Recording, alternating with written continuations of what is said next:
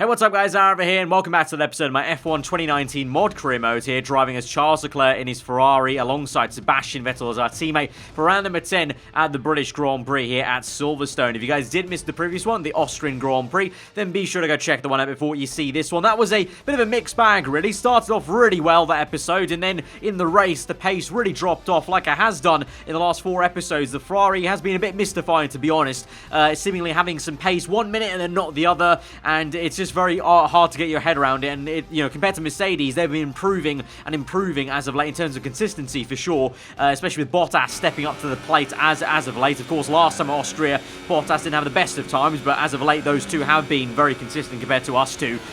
So looking to try and rectify that. It's of course my personal home Grand Prix. Leclerc's home Grand Prix was already gone and done at Monaco. We didn't have a great time at Monaco at his home Grand Prix. So let's see if the British luck can maybe come to me driving as him today as we're on this flying lap in qualifying. There's one shot, of course. If you're new to the series, we do one shot qualifying here because that's the best way the 2019 mod can work. We've got the 2019 mod of driver transfers, the car liveries and car performances slapped onto the F1 2018 game. But here we go then to the line through the last corner, losing a bit of time there, and across the line it's going to be only P5 for us there. Initially in Sector 1, we actually look pretty good. In Sector 1, we're battling for P1, but then as we got into the kind of more higher downforce sections, I guess, of Sector 2 and 3, we just lost time there, and so it's a front row lockout for the Silver Arrows and Mercedes there. Hamilton on pole, Bottas second place. Then you got my teammate Sebastian Vettel doing a great job in third place, to be fair. Gasly P4, myself P5, then alongside Verstappen P6, Carlos Sainz and Raikkonen next, and the two Haas cars round out the top 10. Then you got Hülkenberg and Lando Norris, Daniel Ricciardo and Danica Fiat down to P14, Sergio Perez and Antonio Giovinazzi share a row with Lance Stroll sharing row with Alexander Albon, and then the last row, surprise surprise, the two Williams cars of Kubica and George Russell ahead of this British Grand Prix. So being Britain, it's pretty gloomy here to start the Grand Prix off, so there could be even some rain in the air, as there always is a chance here at Silverstone, but the indicator says it should actually get sunnier as we get on through this Grand Prix. Should be a pretty standard one-stop, the soft tire to the medium there, so not really much to say with the strategy, just kind of straightforward, and again, hoping that our car can pick up some pace maybe to try and battle those Mercedes cars. The qualifying was pretty close between Vettel and the two Mercs, but obviously I had some work to do in Sector 3, especially in the last corner, so here's hoping we can pick up some more pace here as we get towards 5 red lights then for the race here on Sunday for the British Grand Prix here at Silverstone. 5 red lights are out and we're underway, and it's a bit of a sluggish start for us, a bit of wheel spin and delay off the 5 red lights. We cut across Verstappen to try and defend that position and try and waltz around the outside of Gasly, but it's not going to work out. Meanwhile, the two Mercedes cars are battling side by side. Bottas has had a stonking start. He's on the inside. He's got the race lead off Hamilton. Hamilton off pole is down to P2. We're trying to go around the outside of Gasly and follow through with what Bottas has done on the right hand side of the circuit. We're going to squeeze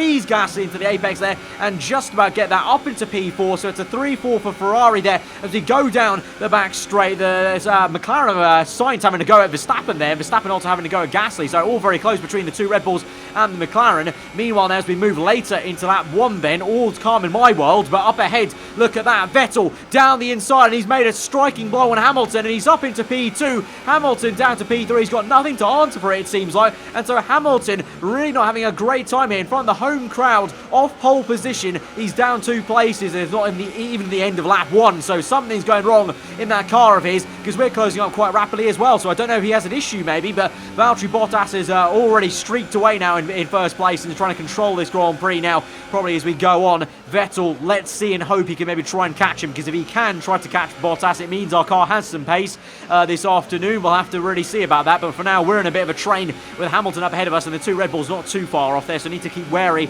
and keep my wits about me, behind me in the mirrors, but for now we'll just concentrate on Hamilton ahead, who seems to have some sort of issue, because he is going a bit slow. You can see into this next apex there, through the left-hander, we gain a little bit more, then into Livefield we gain a little bit more as we go a bit of a wider line, try and cut in tighter for the exit, and Hamilton off the exit of Livefield is not looking too good, so we should be able to make a move sooner or later here. Just about patience really, not into the old turn 1 cops, but maybe through Maggins and Beckett on the exit of Beckett towards Stowe. Maybe that's where we can make a pass. The slipstream's so powerful down that back straight towards Stowe, so let's just take it nice and calm in Maggins and Beckett, try and get this line as tight as we can. We're closing up so much there. You got to say Hamilton surely has some sort of aero issue or something going on in the car, because he slowed up so much through Beckett, and so here we close up with slipstream. No DRS, remember, work quite yet in the Grand Prix. Just overtake mode on the outside. Hamilton squeezes us on the outside. Bit of contact made as the tyre walls rub a little bit, but we've gone the long way round. We've made it work. We found the grip there, and we're on the inside now for the chicane, but Hamilton is still very much there on the outside. We give him the room. We're going to break early and go for the textbook switchback move to the inside.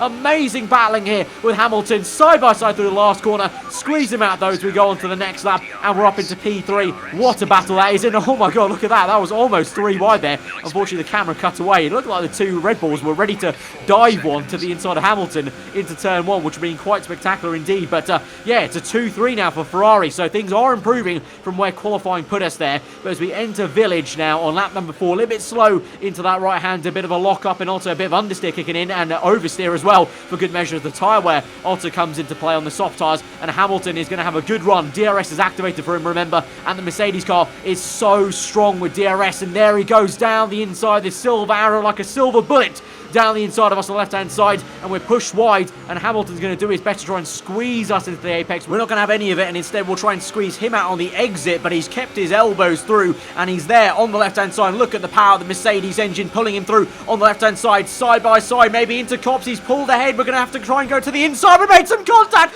and we've spun 180 miles per hour. We've made really bad contact with his front right tyre. I don't know how on earth his front right actually stayed on, because we definitely clouted it with a massive bit of force there, and unfortunately our car, the physics just span our car there straight away, trying to catch it, but we're going so quickly through that corner, and I'm actually really lucky. I mean, look how close we got there on the right hand side. We replay it again. Look how close we are for one of those cars to smash with our front wing. I actually can count my lucky stars. I'm not 1 out of this Grand Prix, or 2 have a complete front wing off there. We are inches away from the Alfa Romeo or the McLaren taking our front wing off there. So now we have to try and recover in this Grand Prix. We're down to near enough last place, ahead of the 2 Williams, of course, who are not really in the race for anything, but we're going to have to try and recover now all these positions, and so it's damage limitation central here at the British Grand Prix. No longer thinking about the fight with Mercedes or my teammate. I need to try and just get back into the points and try and limit the damage here today. It's really unfortunate. Again, an issue with Hamilton has to come about. You know, me and Hamilton, 2 title rivals so far this season, seem to just be getting tripped up over one another quite a few times, and so again we find ourselves in a recovery kind of race. And so with that we move on to lap number 6, and we're finally catching up to this big old train in the midfield there. The midfield, a very close fight, Albon on the end of it, and we make a very bold diving move to the inside, a little bit of an aggressive one, I'll admit, with a lock up on the front right. I kind of almost lost control of the car, to be honest, as we entered the brake zone in Village, but we made it work, and we're up into now P17, so making some slow progress here. Lance Stroll up next, and I'm hoping obviously the performance deficit that these cars should have to the Ferrari should make these overtakes quite easy, but as I thought, because Lance Stroll chops me off there, and it's actually proving a little bit harder there. So we've seen so far in real life, sometimes the top cars have found it just as tricky as the midfield cars to get past one another in the dirty air, even if they are in a much faster car. So this is maybe something I have to deal with here, and so it might not be as easy as the time as I thought it would be. I literally thought we were going to be breezing through these guys, and I'll be up into like P15 by now, but no, we're still staring at the back of Lance Stroll, who's done a good job there. That Racing Point car, pretty good in a straight line, and Stroll defending quite well into Livefield, that was, to be fair to him. So here we go now with DRS. Both of us have DRS, to be fair, but let's see now. It's a drag race. Stroll had a bit of a head start, but we're pulling, and we're going to make a move to the outside of Stowe. We should have the grip to make it to the apex first. Yes, we do. So even if we don't have the straight line speed against some of these cars, we should have the actual, full mechanical grip at the apex to actually make the move stick under braking. And so we catch up to Stroll's teammate Sergio Perez there. The track again getting a little bit gloomy after getting a little bit sunnier. It's now looking a little bit darker again, so maybe the rain is looming in the British weather, just getting sunnier before it starts to pour down. You never know, but we open up DRS once again, this same part of the track. Can we make a move into Stowe this time? Probably going to have to make a move to the inside now as Perez holds that racing line. Here we go to the inside there, and we're going to now watch a nice battle between Lando Norris and Danica Fiat there, the Russian in the Toro Rosso and the Brit in the McLaren. Then, Norris getting a little bit jousty there, making some contact with the Russian, and we get right up the back of those two. At the moment, I can't do anything. They're basically a roadblock to me, and so we'll have to be a bit patient as now Fiat just gets out the throttle, and we just barely missed the rear tyre of the Russian there. That could have been a bit of damage again. So doing quite well to keep my wits about me and avoid all these accidents and avoid these altercations and crashes. And the worst I've had so far is just the spin from Hamilton, but I haven't had any damage so far in this Grand Prix, so I can thank my lucky stars for that. And so here we go now. We live to fight another day, and we live to fight Lando Norris, overtaking him on the left-hand side now on the next lap, lap 8. around the outside, DRS into Stowe, and now we catch the back of this train that's rear-ended by Dan Ricciardo in the Renault car. I'm going to have to wait until the first main straight on lap number 9 to maybe make the pass on Ricciardo. We try and size him up with DRS closing up as we enter the Livefield section. We haven't made a pass yet on the outside of Livefield. We're going to try our pick at that as we try and swoop wide and then go wide on purpose on the outside, try and find the grip mid-apex. There we go. There's the traction, plant the power, and we get it on the curb on the outside. We're there. Up into P12. It's not done quite yet because Ricciardo squeezes us right to the line there and is really trying to force us off, but we make it stick through cops, and there we go. A lovely little tasty move on the outside there. I've taken inspiration from Verstappen, I think it was a year or so ago at Silverstone. But now here we go now, catching up to the two Alfa Romeo cars. They're battling, Giovinazzi and Raikkonen. Can we catch them napping? They're the effective Ferrari B team, I guess, so hopefully they don't put up too much of a fight. But Giovinazzi opens up the DRS to make a move on Raikkonen. Can we make a double dive bomb maybe to the inside of Stowe? Here we go. We're going to go for it then. Raikkonen lets off a little bit mid-corner and is able to let us pass there, I think being a little bit kind to us. And so we're up into P10. We're back in the points-paying positions officially for the first time now. But we move on to lap 11 and we're going to come in for our first pit stop then. The only pit stop of the afternoon actually, onto medium tyres. We've gone longer than our teammate and a few other people. And actually I think our teammate came in on this lap as well. Vettel was in this lap, but because the gap was so big, of course, because Vettel was somewhere in the top 2, I was down in P10. The gap is actually big enough where the double stack's not going to be too much of an issue. The pit crew will be a little bit slow. You can see the animation there is a little bit delayed, so we did lose a tiny bit of time there, but you can see, look at this train there. Horrendous amount of traffic in the pit lane, so that holds myself up and holds up Verstappen though. So in the end, I actually jumped Verstappen and keep ahead of all those cars, so it actually didn't matter too much. So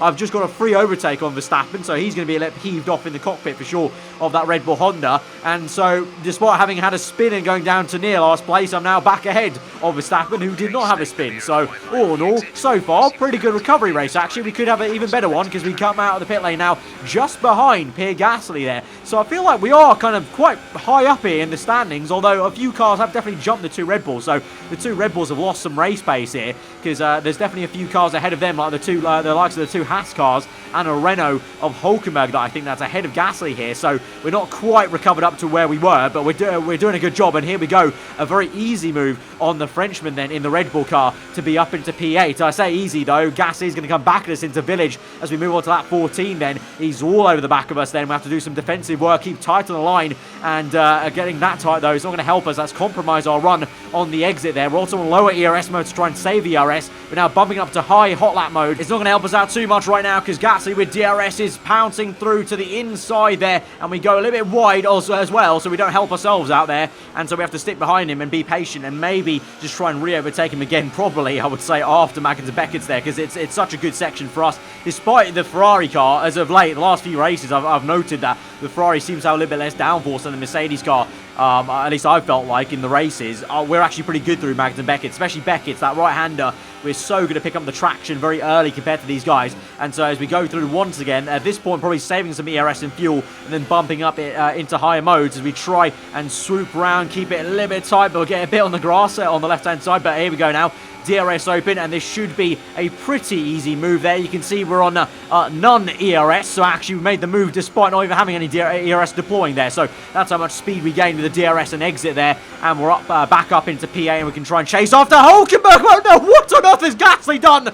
We've been hit by Pierre Gasly on the rear end, and we've gone across the gravel, across the grass. We're down to P10, and now our tyres all scuffed up. What on earth was Pierre Gasly doing there? Absolutely salty move there. We overtook him fair and square, and he just goes ahead and chops us on the rear end. And so we close back up to Gasly. No surprise, he's very slow now with a front wing damage. I don't know why he's not actually come in there because he's got so much damage there. He's probably going to fall out the points, but we re-overtake him there. No thanks to him. And Verstappen's also got past him, so we're going to have to try and re-overtake Verstappen maybe now later on in this race. We've still got a decent amount of laps left, actually. This Grand Prix has been going on forever. I don't know how we're only still on lap 15 to 16 there.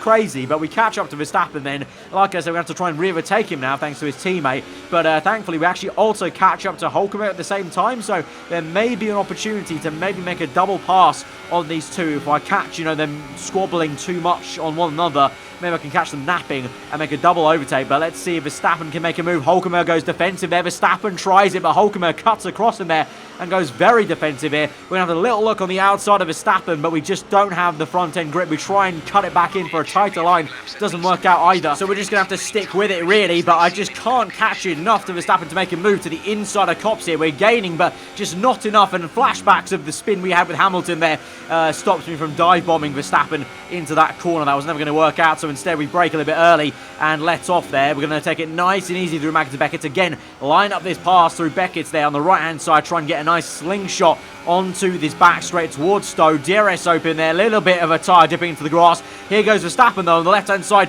to overtake Hulkenberg, but here we come with a double toe to the inside. It's going to be a big dive on Verstappen there. We trust him mid-apex there, and we're up into P7, just about. Verstappen still there on the inside. No, now we've cut across him, and we're up there, and unlike Gasly, he does not hit us on the rear end into that brake zone, and we're up into P7 now. So a very good recovery, I would say, up to P7, and now it might be more, because the Haas, he's slow, and it's going to be Magnussen, I think that is, or Grosjean. I can't quite tell. Magnussen stayed ahead of us, so that was Grosjean. Grosjean out of this Grand Prix then with a mechanical failure as we get on to the last 2 laps of this Grand Prix. So we're up into P6 now. That is very much a very good recovery. From P18 it was, and we lost a lot of speed, and we had to, recover for about a lap or 2 before we even caught up to cars. I think that's a very good recovery drive up into P6 here at the British Grand Prix. Span with Hamilton, remember, off the track as well with Gasly as well, so double incidents here on this Grand Prix, so it could have been a much bigger disaster here. So I will take P6, to be fair.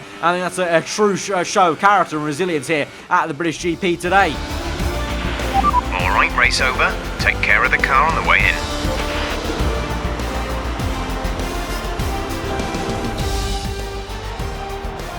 So, another fantastic victory for the Silver Arrows.